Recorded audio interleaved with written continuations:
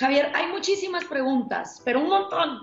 Preguntan también, ¿qué cree de Maradona que defiende al régimen de Cuba y al Che? Dice Fidel García, que te pregunte qué piensas de que Maradona defiende a Fidel ¿De y al quién? Che. ¿Del drogadicto de puntuación perfecta? ¿De Maradroga? Maradroga, me O sea, no, o el drogadicto de puntuación perfecta, ¿no? encanta. Porque él tiene el 10, entonces tiene puntuación Sí, sí, perfecta. sí, sí. Digo, la verdad es que tengo la peor de las opiniones de Maradona. O sea, me parece que es una vergüenza a nivel nacional tener un tipo tan contradictorio, ¿sí? Digamos que de repente se va a países como Venezuela o como Cuba y está aliado con los dictadores, pero después de repente andaba con camisas Versace de $50.000. Como todos los comunistas. Claro, exacto. Dice Santiago Alfonso Cisternas, Javier, soy chileno, pero me preocupa Argentina, ya que tengo bastante familia allá. Espero que puedan resolver la inflación crónica. Date una vuelta por Chile y pídele a Sebastián Piñera que le enseñe la carta de Friedman contra el gradualismo. Bueno, Aquí, en realidad Sebastián Piñera la conoce. Ok. Porque de hecho, digamos, el hermano del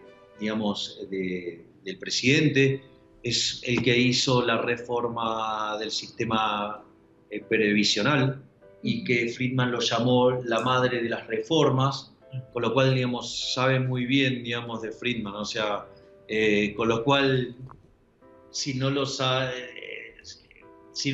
porque no lo quieres saber, y dudo que no lo sepa.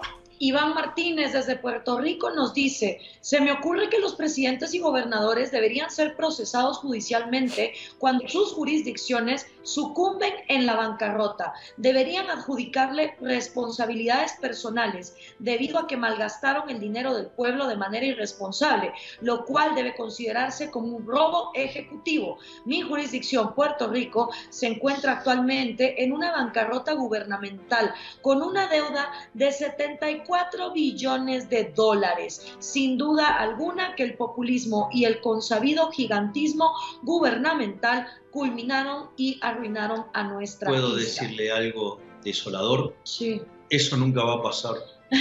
Porque en realidad los políticos son los que determinan las reglas de juego y las determinan en favor de ellos mismos. O sea, es más, yo voy a hacer un ejemplo, digamos, parecido para que vean, digamos, cómo ellos hacen las reglas de juego en su propio favor, ¿no? Supongamos lo siguiente, va una persona caminando por la calle, ¿sí? Y viene un ladrón y le roba todo y lo deja en traje de Adán, literalmente. ¿Qué chances hay que el ladrón vuelva a la media hora y le diga, mirá, me equivoqué, tomá, te devuelvo algo? Claro. Cero. ¿Cómo? Claro, ¿cómo va? Entonces, si el ladrón vulgar no te lo va a devolver, ¿cómo te va a devolver algo el político si tiene el monopolio de la violencia y él además determina las reglas de juego y las determina en su propio favor? Olvídate, nunca va a pasar. Claro, no va a pasar. Es ponerse la soga al cuello. Luego dice, ¿cuándo vas a resolver los problemas de tu país? No sé si esa va para mí, pero si Guatemala quiere seguir con pinche socialismo, por más que yo llevo años diciéndoles, hay que separar educación de Estado, es el caso de la línea, nadie quiere acabar con las aduanas, sigue la corrupción, no quieren quitarle los monopolios a los sindicatos de Joviel Acevedo, que lleva 20 años parasitándose el 93% del presupuesto de educación. ¿Qué puedo hacer yo? Si en Guatemala, por más que roban, la gente quiere socialismo, no puedo hacer nada. Acordate que la gente que impone a punto de pistola son los comunistas, no nosotros. Gio Montt te pregunta, ¿cómo puede un gobierno libertario subsistir sin cobro de impuestos? No entiendo. Creo que el impuesto es un mal necesario. Claro que debe ser en menor medida y no debería ser progresivo. Es una mentada de madre que entre más ganes, más te quiten. A ver, lo primero que hay que comprender es que el Estado es nuestro enemigo. Claro. Entonces, cuando vos comprendés que el Estado es nuestro enemigo, vos sabés que lo tenés que minimizar. Y lo que hay que tener en cuenta es que dentro de ese conjunto de elección, el cero es una posibilidad. Es decir, el anarcocapitalista, si no tenés un sistema anarcocapitalista no cobrás impuestos. Claro. Porque no hay Estado. Claro. Y todas las transacciones son voluntarias. Ok, uno puede entender el Estado como una solución tecnológica que se dio en un momento. Bueno, bienvenido el progreso tecnológico. En algún momento la tecnología va a permitir que nos deshagamos del Estado, pero sí lo que tenemos que tener es la mente abierta para saber que se puede eliminar. Claro. Es decir, cuando yo digo, yo voy a, digamos, a mí me dicen, ¿vos aceptarías algún cargo en el gobierno? Sí. ¿Cuál? Presidente del Banco Central, con una condición. ¿Cuál? Ser el último. Con lo cual hago la reforma financiera, o sea, separo la banca de inversión de la banca de almacén de valor, declaro la libre competencia de monedas, ¿sí? Digamos, una vez que el sistema funciona, saco el peso. Además, el Banco Central no tiene por qué existir porque ya no hay necesidad de prestamistas de última instancia. Y cuando termino de hacer eso, llamo a mis amigos y lo invito a Bombita Rodríguez que ponga una bomba y que implosione el Banco Central. Y de ese día eliminamos la inflación definitivamente. Te preguntan también, Juan Sánchez, ¿cómo se genera pleno empleo según su invitado? Eliminando las regulaciones del mercado laboral. Después se encarga el mercado de hacerlo. Pregunta Nacho Lacroix, Macri, ¿consulta a Javier y a Espert? ¿Te ha llamado alguna vez Mauricio Macri así, oye Javier, ¿qué hago? Bueno, hay distintos, digamos, representantes del gobierno que reciben nuestras distintas propuestas. Pero digamos, tampoco es ningún misterio, también la decimos en todos los programas de televisión. Claro. O sea, a ver, el día que presentamos nuestra propuesta de reforma monetaria, digamos, había un salón en la Universidad de Belgrano que reventaba de gente. O sea, había como más de 300 personas interesadas escuchando cómo nosotros decíamos, nuestra primera opción es eliminar el Banco Central. Si no nos dejan eliminar el Banco Central, vamos a un régimen de competencia de monedas. ¿Sí? Si no nos dejan hacer eso, bueno, no nos queda otra que decir, tenemos que tener Banco Central, digamos, controlaríamos agregados monetarios y bueno, digamos, o sea, en el peor de los casos, bueno, se controlaría tasa de interés. Nunca hacer lo que hizo el kirchnerismo, pero digamos con mucha repulsión de decir la palabra control, ¿no? O sea, pero la usábamos para que sepan que nos duele. O sea, con lo cual, digamos, que tengan claro que, digamos, por ejemplo, si nos dieran el Banco Central ahora, dejaríamos de hacer inflation targeting utilizando la tasa y nos iríamos a agregados monetarios, pero, digamos, iríamos ¿qué? Después a un régimen de competencia de moneda y después hacemos la reforma financiera. O sea, con lo cual desandamos el camino, ¿para qué? Para llegar al sistema de banca libre, ¿sí? Y eliminar el Banco Central. Ya. Es más, existen países sin Banco Central. El propio Hong Kong no tiene Banco Central, los billetes los imprime HSBC.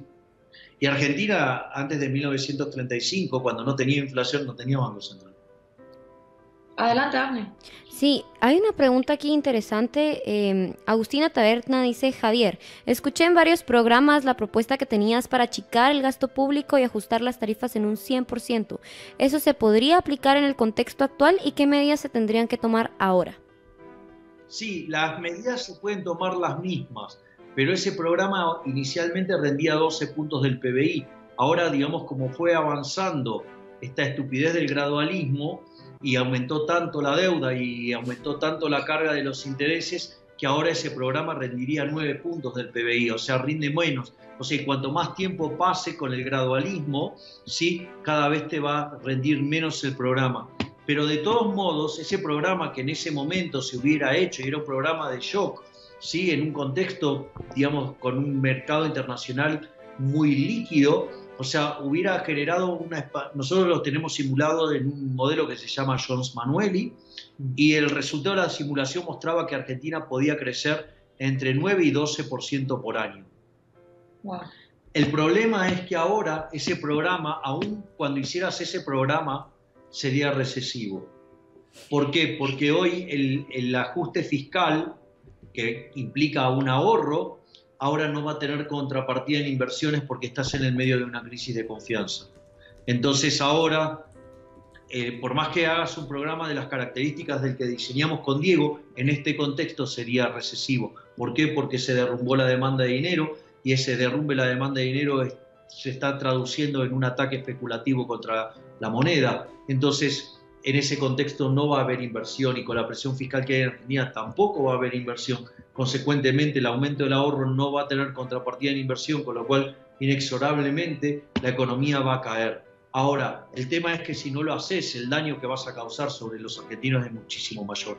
Mauro Maximiliano dice, por eso tenés que entrar en política, Milei, o algún liberal de verdad. Después Andrés Damiano dice, Javier, Gloria, tengo 22 años, soy técnico electrónico y electricista, recibido en una escuela pública. No veo progreso acá en Argentina. Tengo pensado irme a vivir a Chile, porque veo que los chilenos son más inteligentes que los argentinos. Por eso, Argentina tiene salida. Se llama Ezeiza. Carretera Mendoza-Santiago. Ah, bueno, carretera Mendoza-Santiago. Damián Lozano dice, enorme Milei, los políticos argentinos son unos parásitos, Javier los está desenmascarando, sos un genio. Juan Sánchez dice, los políticos son marionetas del empresariado.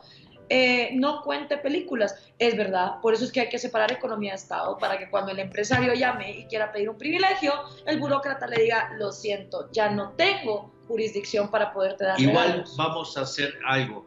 Los políticos no pueden, los empresarios no pueden comprar favores que los políticos no pueden vender. Exacto, es que esa es la cosa. Para ellos es como el empresario colude, sí, pero porque el político constitucionalmente controla la economía. Claro, exacto. Entonces ahí es donde está el origen del problema. Hay un comentario bastante interesante de Oscar Salas y dice, Javier, llegué un poco tarde al programa, nunca es tarde, Oscar, bienvenido, y no sé si ya tocaron este tema. En México, el candidato a la presidencia que lleva la ventaja ha prometido una barbaridad de programas y subvenciones. Esto lo hará sin deuda, sin elevar impuestos y sin imprimir más dinero. ¿Es posible esto? A ver, hay algo que se llama restricción presupuestaria. Si vas a gastar más, los ingresos te los tenés que conseguir de algún lado, ya sea o más impuestos, o emisión monetaria, o deuda, o bajar los gastos en otro lugar. Si no, digamos, no sé, digamos, quizás tiene de ministro de Economía a Udini.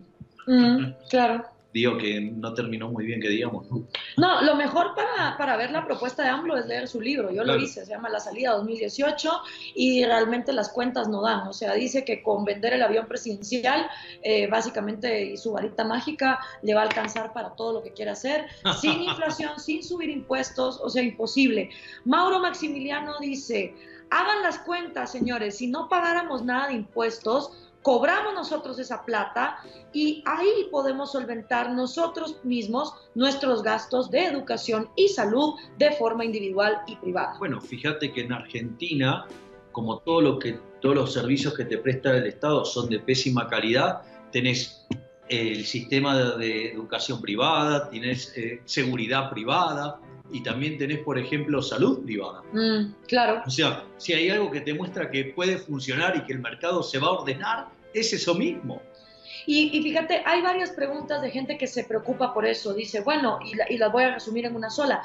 ¿Cómo se soluciona entonces el problema de los bienes que son públicos? Claro, primero hagamos la lista mágica de cuáles son los bienes públicos, pero hay gente que está mencionando infraestructura, salud, educación. ¿Qué les respondes? Es falso. Es falso. Digamos, cuando uno habla de lo que son los bienes públicos, la definición tiene que ver con el principio de exclusión, ¿sí? Y el principio de rivalidad, Claro. ¿no? O sea, que cuando vos consumís, o sea, puedas excluir al otro, y digamos, un bien rival es que si yo lo consumo, el otro no puede consumir. Entonces, por ejemplo, algo que es un típico caso de bien público y que se usaba como ejemplo, y que lo usaba Samuelson, era los faros. Porque cuando lo consumía uno, vos no podías excluir a otro, y digamos, entonces, digamos, y tenías un problema de la rivalidad, ¿no? Porque lo podía consumir uno y el otro también, digamos, también lo podía consumir, con lo cual, o sea, claramente era un bien público. Entonces, para Samuelson y para la teoría económica, eso era un típico bien público que justificaba la intervención del Estado. Bueno, es muy interesante porque Coase hace un estudio de todos los faros del siglo XIX. Eran todos privados.